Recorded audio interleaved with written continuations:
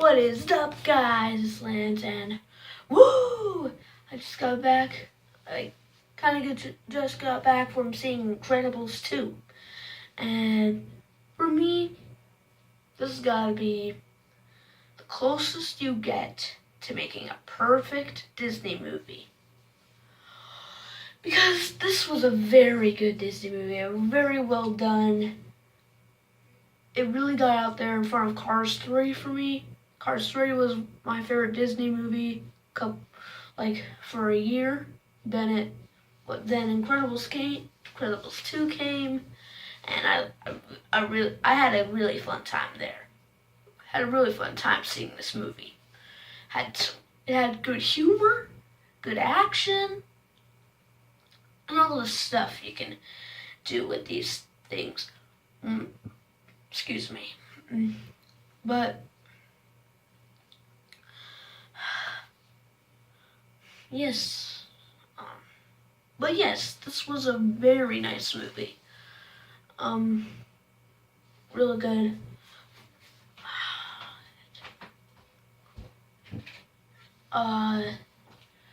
So I'm gonna put the spoiler talk into this video like I've been doing since my Avengers Infinity War review. Done it for my solo review. Now I'm doing it for the Incredibles. But this was a very good movie.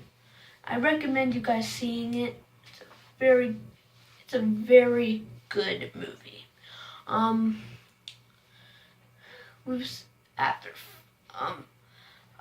Pretty much everybody loved the first one. I loved it. I loved the first one, and finally, after 14 years of waiting, was it 14 years or 15 years we had to wait? I think it was 14 years before, but now we finally have a sequel, and it is a very good job. It did a very good job on this movie. Screenslaver was a good villain. This movie had some surprises as well. Like, Screenslaver's identity wasn't who I thought he was gonna be. I'll talk about that in the spoilers.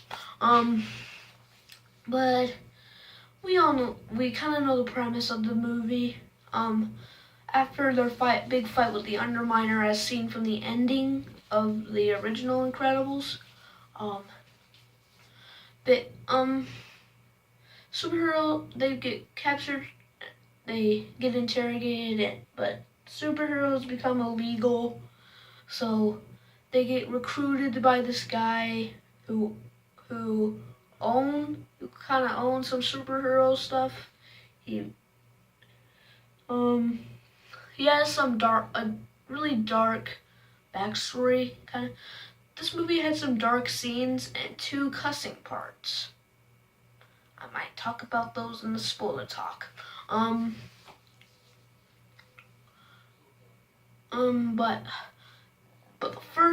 But the guy who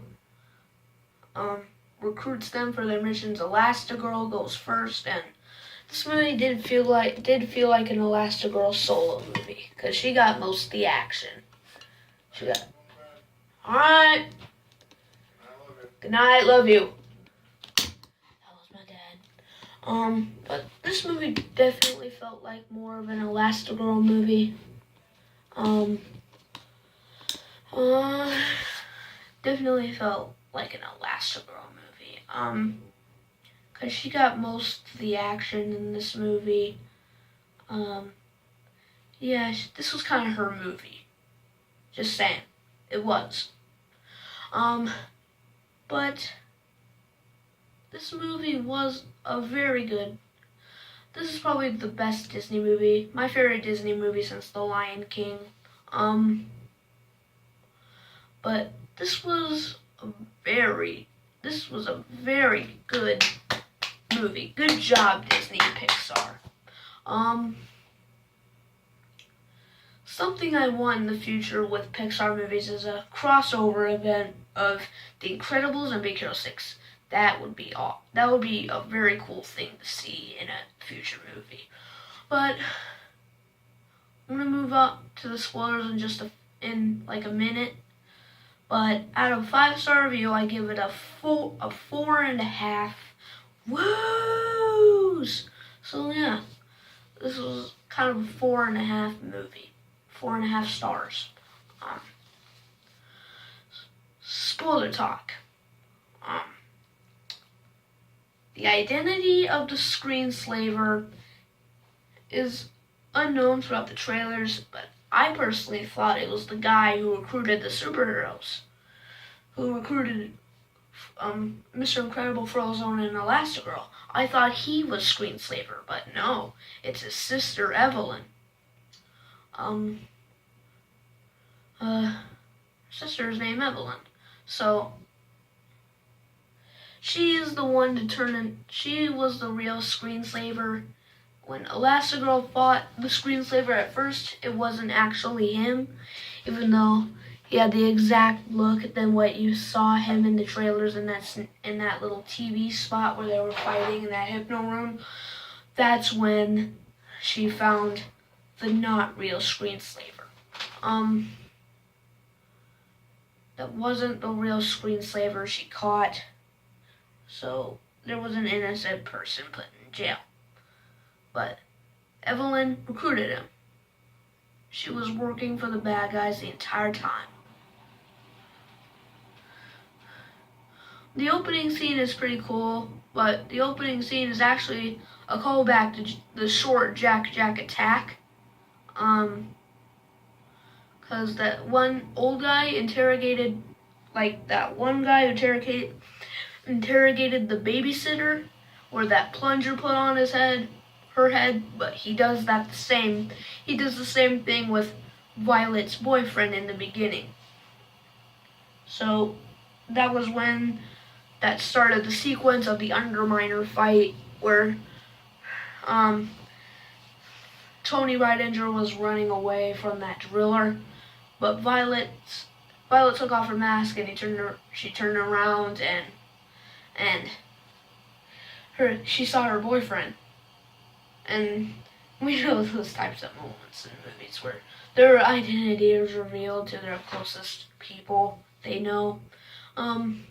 But Violet got all awkward because her boyfriend was there. So that kind of ruined it. So that's when the old guy put that brainwasher in his head.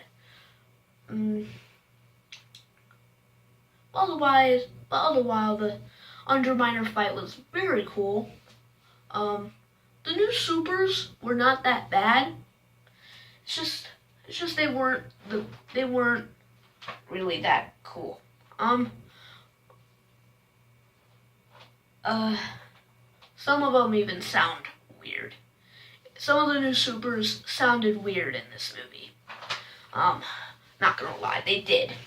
But Void, the girl one, Void, she was interdimensional. I think she was the highlight of the new supers. But the Incredibles had a good fight with them when they were mind controlled by the Screenslaver. So that was a pretty cool sequence where they fought them and they took off their glasses. Elastigirl, Frozone, and Mr. Incredible become mind controlled as well. So Dash, Violet, and Jack go in to save them and take down the other ones before they get to Frozone, Elastigirl, and Mr. Incredible. But anyway, that was kind of a cool scene where Elastigirl went into that plane and fought Evelyn for the final fight. That was kind of cool, but I wish they could have fought her all together. I wanted that. But this one was always about Elastigirl in this movie. This was an Elastigirl solo movie. It's kind of like Iron Man with the Avengers movie. Those were kind of the same. Elastigirl, this Incredibles 2 was like an Elastigirl solo movie, and all the Avengers movies are like an Iron Man solo movie. I don't like that about those two movies. I don't. But overall, all those movies were good, but Incredibles 2 was a very magnificent movie. I really liked it. I think the darkest scene in this movie was the recruiter of the three heroes. Backstory was his father. He was in the superhero rights, but one night, robbers came in and killed the guy with the gunshot, and that's probably one of the darkest Disney scenes. And there were two cussing scenes, is when they were in when Elastigirl first met the new supers. They said, "We're gonna report the hell out of them." I was like, okay. And then at one part, when they were amazed by Elastigirl, they was like, "I'll be damned." I was like, okay, this kind of was meant to be PG-13.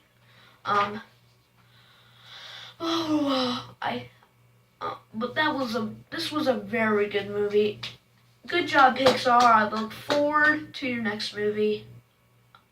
I look forward to Wreck-It Ralph 2 and Christopher Robin.